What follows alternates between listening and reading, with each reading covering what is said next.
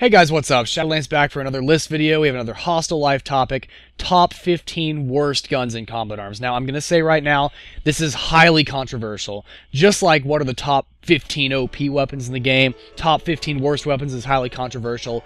But I'm going off things that I hope a lot of you will agree with, because I certainly find these to be awful weapons just in the game that I don't even know why Nexon put them in, because they're either far too worked on balancing, or just in general they don't perform anywhere near as well as guns in the game that typically you see today really perform on level with. So yeah. Number 15, the QBZ-95. In general, this is a pretty bad weapon because you can't put a scope on it. This gun would be entirely fixed if you could just put a scope on it. Really? The only good thing about this gun is the damage drop-off is actually pretty good. The overall first shot is okay, but it's not as good as the L85A1 series, at least the ones without a scope. So, yeah, QBZ-95 comes in first. Next up is the LR300ML. This is like Nexon's first attempt to make a submachine gun style assault rifle where you can't put a scope on it. I think you can put a silencer on it, and I know you can put an extended magazine on it. So, it's basically an SMG because you can't put a scope on it. It has an incredibly fast fire rate, very low damage, and terrible damage drop-off. So, don't really know where Nexon was going with this one, but whatever they were trying to do, they failed at miserably. So it's just a terrible weapon, and I really regret spending money on it. So, because that was actually one that I bought myself, so I just really regret doing that. That was the dumbest move I've ever made. Next up is the XK8 series in general. The XK8 is an attempt to remake the G36 and AUG-A1s, except maybe to kind of combine them. It takes the AUG-A1 scope, but takes the recoil and all the problems that the G36 actually has, which aren't many, but the ones it has are kind of an issue. First of all, the spraying recoil pattern and scope is a massive issue, and with the higher recoil of the XK8, just not a good idea. The recoil pattern is said to be a lot higher on the G36, but I digress, and I think it's much worse on the XK8. And the one without the silencer is even worse. Now, the only redeeming thing is that the NX variant, the XK8 Tactical, has one of the best silencers in the game, but the gun even looks wonky and just kind of stupid in my opinion, so not a very well thought out gun. It had a lot of potential, came out with the Ghost Town patch, but just didn't come up to what we were expecting it to be. I personally think the gun actually looks kind of badass, even if it looks really weird, but I wish they'd made it like pitch black instead. That'd be cooler. But next up is the L85A1. Now, I put this above the QBZ-95 because the one big issue with this is that it absolutely has awful spread recovery. I mean, it is just like AK-47 bad, and the overall spread is gigantic. It's just disgusting. I'm not talking about the mod series. They fixed a lot of those problems in the mod series, so those guns are actually pretty good. I still prefer the AUG-A1 over them, but L85A1 and the camo, which is a higher rank, it's like LTC weapon, it's like LTC 2 or 3 or something like that, not good guns. Next up is the TAR-21. Now, a lot of you guys will be wondering, why am I not putting this at the bottom of the list? I'll get to that in a minute. The TAR-21, really, it's usable, and UCD kind of proved that in his TAR video a while back, but the TAR series in general, TAR-21, MTAR, TAR-21 camo, MTAR-21 camo, and there might be a few more, I don't know. Anyway, just a very ugly series in general. It looks actually kind of like a pretty cool gun, like it might be useful. But the biggest thing it tries to rely on is the fire rate versus the spread. And that really doesn't work very well because the recoil screws itself over, especially in scope. And when you can't put an ACOG scope on to tap fire, it's just a problem all over the place. Next up is the MZP-1. Now, the one thing I never understood with this is that even 2 explosions, if you don't have them directly on top of the person, will not kill them. First of all, it is impossible to one-shot anyone with this thing. It is impossible. I have tried. It does not work. Even 2-shotting it's fairly common, but you can get the occasional 3-shot kill, which is very bad because the reload rate on this thing is god-awful. Now, if they made the reload rate on this thing super fast, sort of like a double barrel or something, then this gun would actually be, well, launcher, would actually be a lot better. Coming up next is the XM25. I have no idea why this thing is in the game. It does not fit the style of combat arms at all. It's basically a spammable explosive that's a, like, 3 to 4 shot kill, and has a very low magnification scope that is meant to be a higher magnification scope. So just in general, the concept for this gun is just out the window stupid. Now granted, the MZP and the XM25 are probably great for quarantine, but I'm not a quarantine player. I look at this from the perspective of a player who really doesn't focus on this stuff and just wants to play Elim Pro, CTF, all that other good junk. But XM25, MZP-1, pretty low on my list. Next up is the P226 and the Silver. There's really only 1 or 2 bad problems about these guns. I mean, they're very accurate, large amounts of ammo, but they have awful damage and not so great damage drop-off. It's not terrible, but it's not great.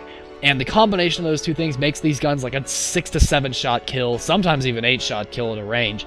Just watch my review and you'll figure everything out. Next up is the Saiga series. Now, obviously, they get better as they go up, but even from the basic Saiga and a couple levels above that, really not a great shotgun. It was the first one to really be like fully automatic and kind of sport that, but I think they really like funked up on that just because they could not get the damage right and they could not get the spread size and the fire rate right. I think they just screwed up a bunch of stuff that they fixed with the M4 Super 90, maybe fixed a little bit too well in some people's opinions. I don't really have an issue with an M4 Super, but I mean, a lot of people do, and some people argue that, oh, the Saiga is better because it's more balanced. It may be more balanced, but I would argue that it's a bit too balanced, and that's the problem. They actually went a little bit too far, making it not good. So, I mean, when they tried to balance it, they went a bit too far, and I mean, it definitely had potential, but they kind of ruined it. If you could put a scope on it, then it might be a bit better, but just not going to happen. Next up is the PSG/MSG series. I'm including both of these because they perform pretty much the same way. I don't really know why they're even differentiated in this game, but MSG 90, the Hot Shot, the PSG 1, and all its variants, pretty much a bunch of awful guns. They are, unless you get to like the PSG 1 mod Camo Mark II, like the highest level of that, you're looking at a very consistent not one-shot kill, and for a semi with slow fire rate like these guns, it's an issue. And on top of that, the PSG has awful zoom-in rate. It's like a 1.5, it's like an ACOG scope. On a sniper, you don't want an ACOG scope. That's just a stupid idea in general. Now, I see the argument where it's easier to aim at very long ranges.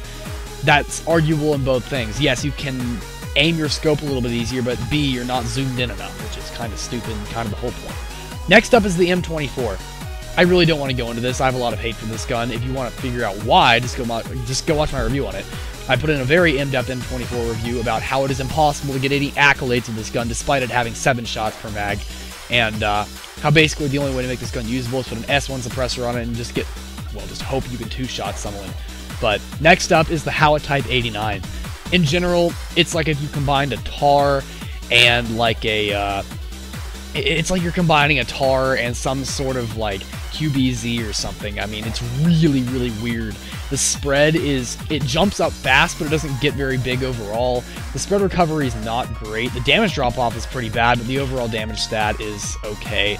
It's just, they tried to make a really balanced gun, and it had a lot of potential, but it just really, like, flipped over on them and didn't do a good job. It's kind of like, you got the Maserati going at 300 miles an hour, you're like, yeah, and then you flip the car. It's like, it just screwed up.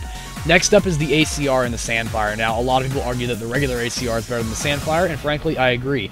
I like the recoil pattern and just the way the ACR performs better over the Sandfire, but both guns in general are highly outclassed by almost every single gun in the game due to the awful recoil and not quite as great damage drop-off and damage that most other assault rifles sport these days. Next up is one that I'm going to get a lot of hate for. I know I'm going to get it, but I'm going to say it, the Remington M590 VTR. Now, I wasn't expecting this gun to have such a big fan base when I first put out my review, but this gun is second on my list of guns that I hate the most in combat arms. I'm sorry, but when your damage drop-off is that bad, your overall damage stat is that low, and you only have 10 shots per magazine when you're expecting to 5 to 6 shot somebody, A, you can't get accolades, B, if you're fighting more than one person, it's just a bad idea in general, and C, it doesn't have no recoil the way the AT-22 does. Now, if it had AT-22 recoil, it'd be a slightly more justifiable, but still a bad gun. But it actually has, like, modern-day M416 recoil, where the recoil actually does exist past the 4th shot, so... And since it's more than a 4-shot kill in 90% of circumstances, makes for a really bad gun. To counter that, the reload is fast though, so that's good, I guess. But next up is the NSAS, the #1 worst weapon in the game for me. It's like they tried to take the HostileType 89, which was already a compilation of terrible weapons, and they tried to make it part M16. It's like they combined the HostileType 89 and an M16, like the default one, not the A4s. And it like has the recoil of an M16, the damage of an M16, and the spread recovery, all that stuff of the HostileType 89. It's just a bad gun in general, and on top of that, you're restricted to an ACOG scope, so you can't even have that choice. It's just not a good gun. The reload is only average, and just in general, it's crap. But there's one thing. There is one piece of crap that so defaces this game It is worse than all of the others combined, and I dub it to be the assault crossbow. It literally requires 5 seconds for the thing to travel and then kill somebody, by which chance they probably moved by then. On top of that, the shotgun spread, which should be a one-shot kill, is never a one-shot kill past the 5-foot mark. So just in general, assault crossbow, I'll take a dump on you, and I will see you guys in the next video. Shadowlance, raging out.